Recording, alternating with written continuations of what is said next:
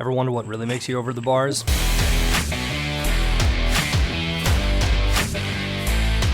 Today's episode, we're going to dive in and figure out exactly why you're going over the bars on your jumps. Now, here's the thing. I want you to stay with me till the end because we're going to cover a couple concepts that go beyond just jump technique and go deep into movement and science. It'll be a lot of fun. Let's dive in. This is a submission from Mike. Thank you very much for submitting this footage. I hope you're okay. So let's look at this and what happened. First of all, as you can see right here, ouch. What went wrong in this jump has everything to do with what happened here at the beginning of the launch of the lip, okay? And between there and right here at the very end of the lip of the jump, okay? So the ramp that you started riding on to take you up into the air, everything that went wrong right here.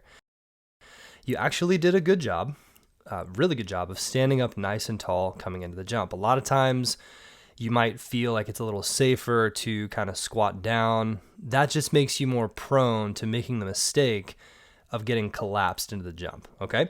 And the way to do this, again, is just stand up tall, like you would if you were trying to get measured at the doctor's office or if you're trying to impress somebody and you want to stand up tall. So standing up tall, did a good job on that. But man, that was actually quite an athletic move from this point up high down to ouch on the ground. I'm going to give you one piece of feedback, and it's actually to not jump your bike. What I am saying is that the way you can improve this is to instill a specific motor control in your body that you can transfer from doing something very safe while you're learning it and literally immediately learn the skill for on the bike. And that skill is jumping on a trampoline. Okay. So the trampoline principle, as I'm going to call it off the top of my head here, but what you're really doing is you're using the springs in the trampoline to throw you up in the air.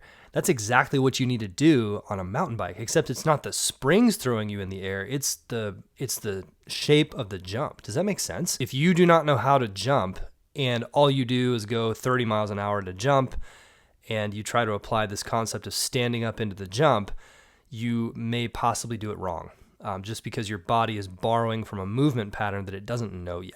Does that make sense? That's why it's critically important to do this work off the bike. But honestly, I would work on that first. And once you get the feel of how to do the trampoline principle off the bike and safely on a trampoline, hey, go take it out and find a really nice tabletop jump. Practice it, because if you can do this on a 2 or 3 foot long tabletop jump, then you can do this on a 30 or 40 or 50 foot jump. It's the same exact principle. It just requires a little bit more bravery to do the bigger jumps. Same movement though.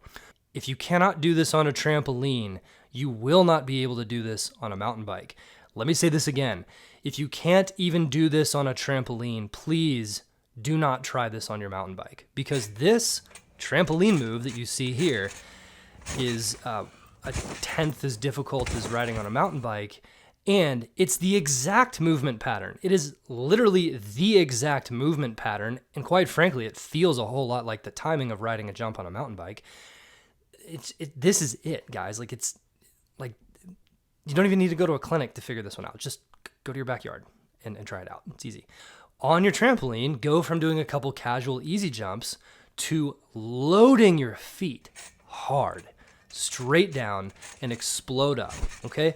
What do you feel? You feel your big muscles just bow, creating power and exploding up into the air, and you float.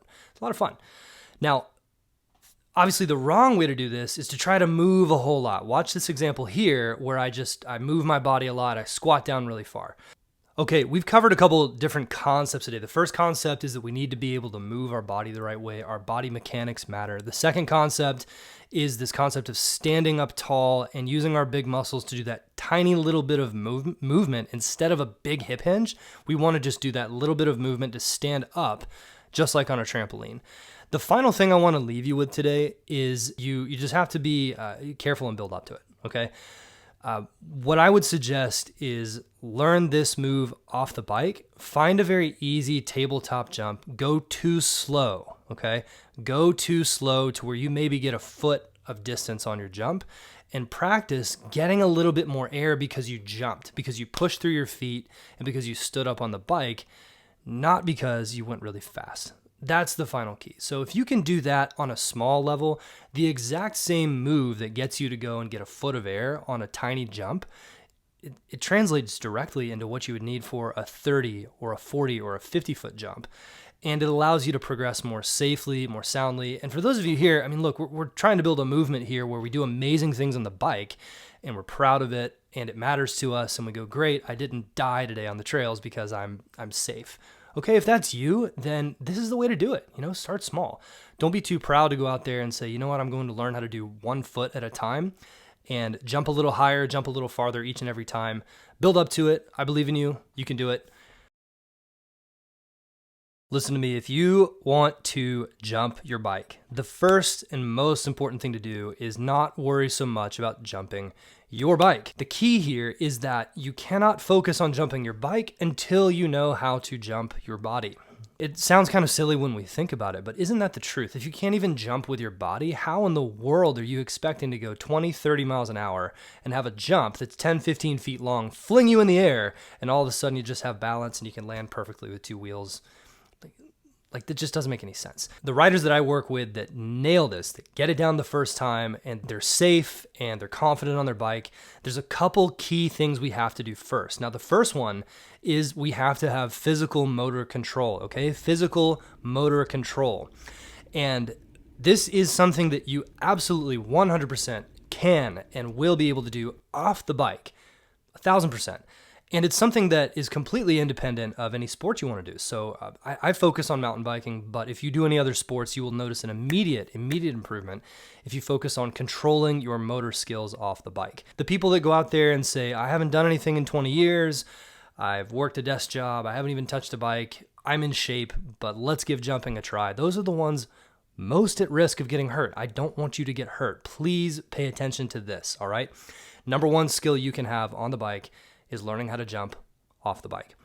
Now, again, if this resonates with you, if this feels good and you're like, wow, this training makes a lot of sense to me, it's different from some things I've heard before, then I want to invite you to come and meet with me one-to-one and just talk about the next steps. I do have, again, 2 more coaching spots available just for the next week or so. I've got a few openings. If this makes sense with you and you want to talk about it, just reach out to me directly in the link in the comments below. I've put it on the top and pinned it. Click right there, fill out the quick application. You'll talk with me directly. If it makes sense to work together, I'll show you exactly what we do, how we'll do it. And if it doesn't make sense at all, then I'll point you in another direction that gets you some help. Either way, it's been great talking with you today. I'll see you on the next episode.